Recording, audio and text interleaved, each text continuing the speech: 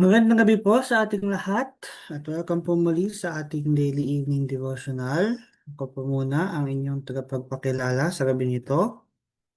At para po sa ating program this evening, tayo po ay simulan ng ating opening song and opening prayer na na pangunahan po sa atin ni Sister Sam. And ah ang speaker po natin para sa gabi nito ay si Brother Renz Dalawin. Kaya naman nawa ang bawat isa po sa atin ay taimtim makinig sa mensahe na kanyang ibabahagi sa atin nang tayo ay lubos ng pagpala sa gabi nito ng ating Panginoon. And after po nun, kung sino ang mga kasama natin dito na nais magbahagi ng kanilang mga karagdagan or ng iba pa ay maaari pong mag-unmute and mag-open kung nais niyo po ay mag-open ng camera. And after po nun, tayo dadako sa ating closing song and closing prayer. So ito po ang ating program this evening.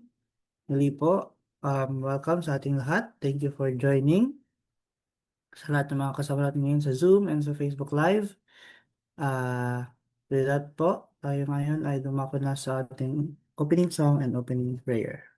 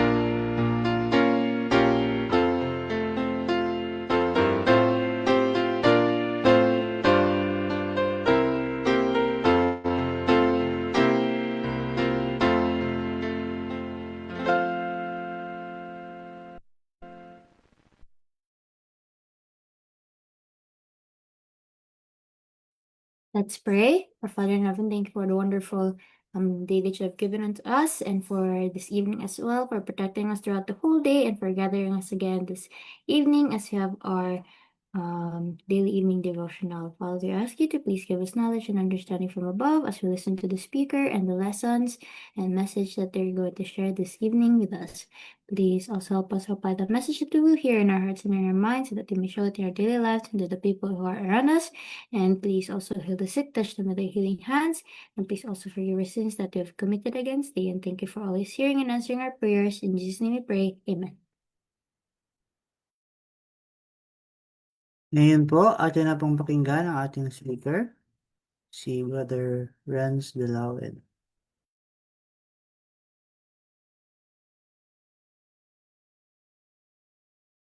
Okay. Muli po, magandang gabi po sa ating lahat. Kita po ba yung presentation? And, Opo, pero hindi po naka-full screen. okay.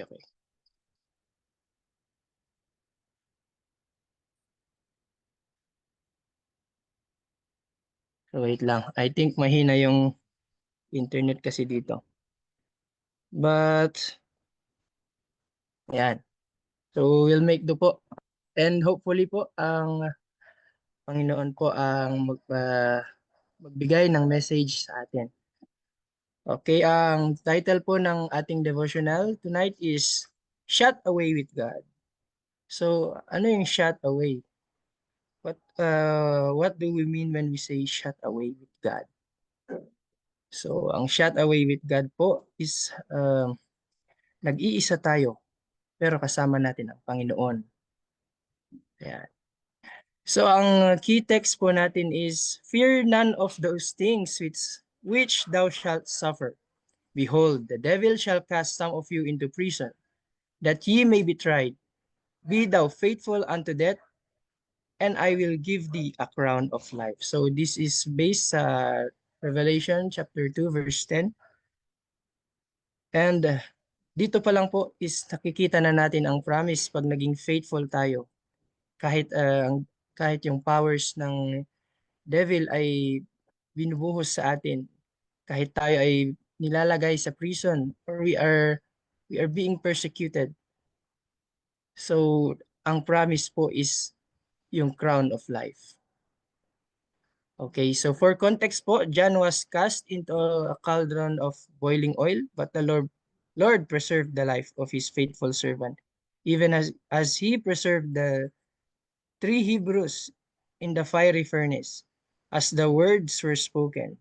Thus perish all who believe in that deceiver. Jesus Christ of Nazareth, John declared, my master patiently submitted to all that Satan and his angels could devise to humiliate and torture him. He gave his life to save the world. I am honored in being permitted to suffer for his sake. So honor pala yung pag tayo ay na-persecute pala, pag tayo ay dumaan kung saan dumaan si Jesus, it is a big honor. I am weak, sinful man. Christ was holy, harmless, undefiled. He did no sin, neither was guile found in his mouth. So si Jesus is innocent, but he also suffered. So alam naman natin, all those things he suffered was for our sake. So after nung maraming persecution kay John, ay di siya mamatay-matay. So ang emperor nag-decree na si John ay i-banish sa Isle of Patmos. So he was exiled and condemned for the word of God and for the testimony of Jesus Christ. So it always goes hand in hand, ang word of God and the testimony of Jesus Christ. Here, his enemies thought his influence would no longer be felt, and he must finally die of hardship and distress. So, akala pala nila na pag in-isolate na si John is hindi nagagana ang kanyang work or his influence. But he wrote one of the most important book of the New Testament. So Patmos, a barren, rocky island in the Aegean Sea, had been chosen by the Roman government as a place of banishment for criminals. But to the servant of God, this gloomy abode became the gate of heaven. Here, shut away from the busy scenes of life and from the active labors of former years, he had the companionship of God and Christ and the heavenly angels, and from them he received instruction for the church for all future time. So, imagine that, di ba? Uh, si John ay uh, he was banished alone. But hindi siya totally alone kasi ang kasama niya pala is ang Panginoon and Christ and heavenly angels. So kahit mag-isa siya, wala palang makakapigil sa divine intervention ng Panginoon. Among the cliffs and rocks of Patmos, John held communion with his Maker. He reviewed his past life and at thought of the blessings he had received, peace filled his heart. So if we look into it, parang blessing din na blessing talaga na uh, exiled si John. Kasi dito niya naranasan na mag depend sa Panginoon. So when we hit rock bottom, it is also a blessing. So let us keep that in mind po. So dahil si John is powerless kasi mag-isa siya. So he had to fully depend on the Lord. So in his isolated home, John was able to study more closely than ever before the manifestations of the divine power as recorded in the book of nature and in the pages of inspiration. So yun nga, wala na siyang ibang magawa. So being alone is also a blessing kasi doon tayo nagkakaroon ng time na mag-contemplate and think through mga things, mga bagay-bagay.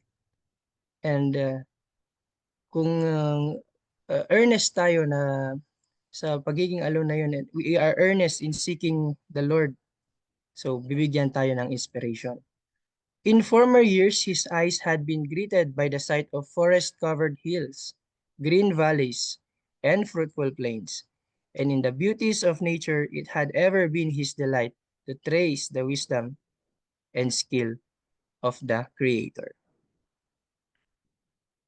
So he was now surrounded by scenes that to many would appear gloomy and uninteresting. But to John, it was otherwise. So para kay John is hindi siya gloomy and uninteresting, but it parang he was also grateful na may mga blessings pa siyang nare-receive. While his surroundings might be desolate and barren, the blue heavens that bent above him were as bright and beautiful as the skies above his loved Jerusalem. In the wild, rugged rocks, in the mysteries of the deep, in the glories of the firmament, he read important lessons. And these lessons, all of them bore the message of God's power and glory. So by the rocks, he was reminded of Christ, the rock of his strength, in whose shelter he could hide without fear. So kahit nandun na siya, walang-wala siya kapag meron siya ni Christ. So he has everything. So let that be a lesson to all of us na kahit wala na tayong mga financial material, as long as nasa atin si Christ, we have everything we could ask for. So from the exiled apostle on rocky Patmos, there went up the most ardent longing of soul after God, the most fervent prayers. And these prayers gave John yung mga visions niya. And these prayers, 'di ba, doon doon na open kay John yung mga keys for our reference sa mga future events. So that's all po. And before I end my presentation, let me read yung uh, Matthew chapter 5 verse 10. Blessed are they which are persecuted for righteousness' sake, and for theirs is the kingdom of heaven. So that would be all po for my presentation. If you have any additional testimonies po, ayan, you are most welcome po.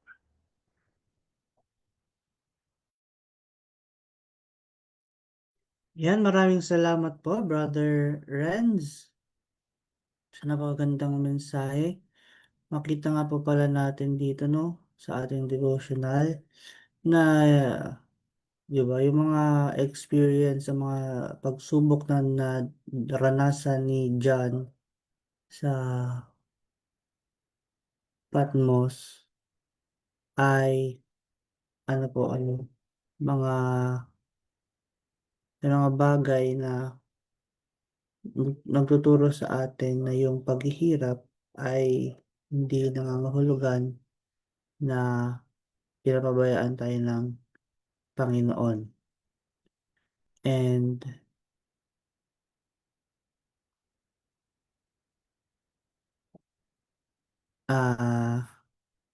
makikita natin na yun nga, yung mga pagsubok na ating nararanasan ngayon ay paraan lamang para mas mapalalim yung relationship natin sa Panginoon and yung ating pananampalataya, ano po, na yun nga, dun sa pinaka mga mahirap na pagsubok na ating pinagdadaanan, yun yung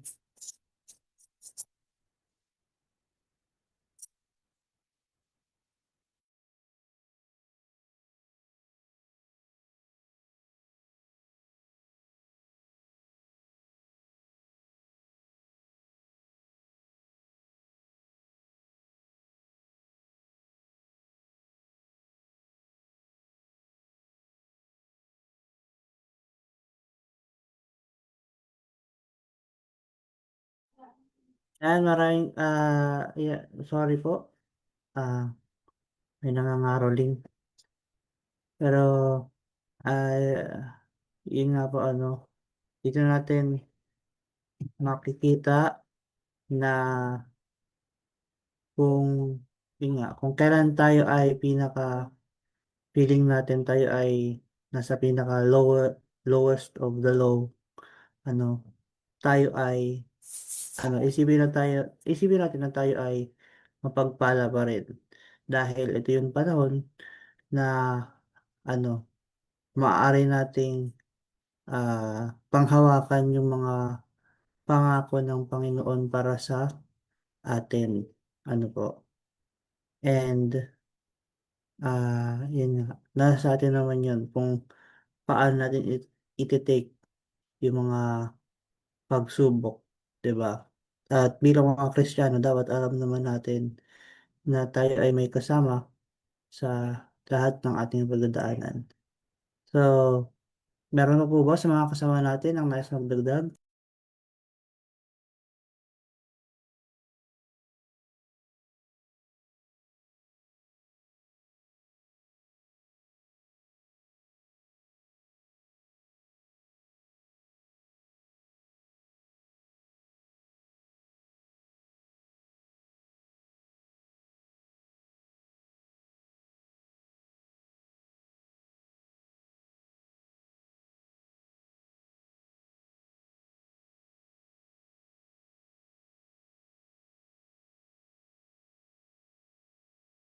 Kasama po natin yung Dalawan family and si Sister Pearl. Meron po ba kayong mga nais idagdag?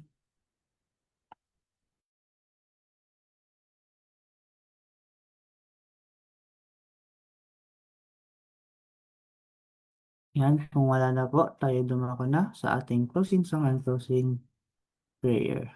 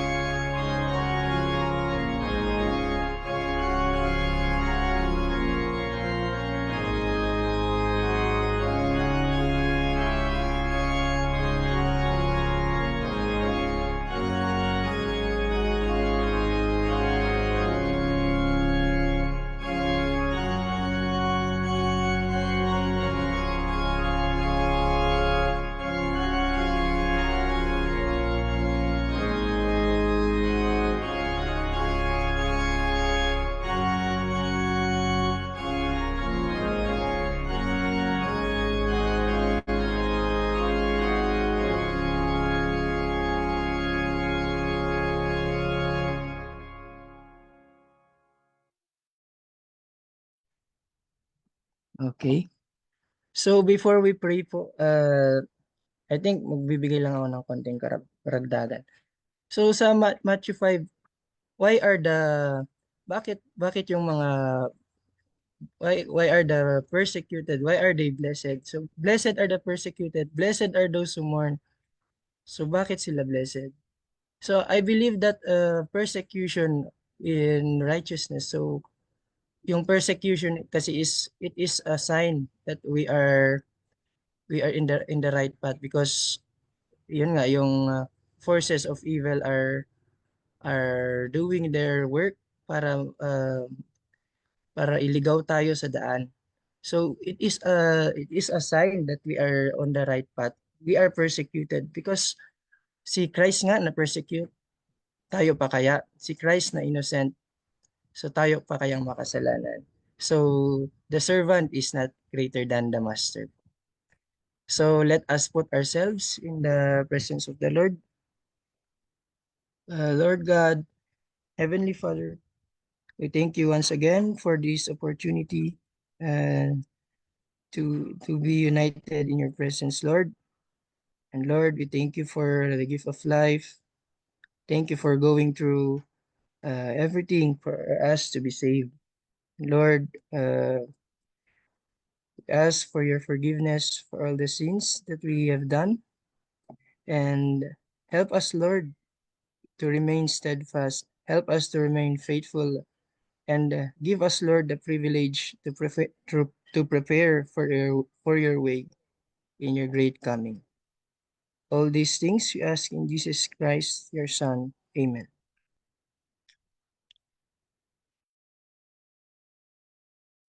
Yan, muli po, maraming salamat, Brother Renz, sa pangunguna sa ating devotional ngayong gabi.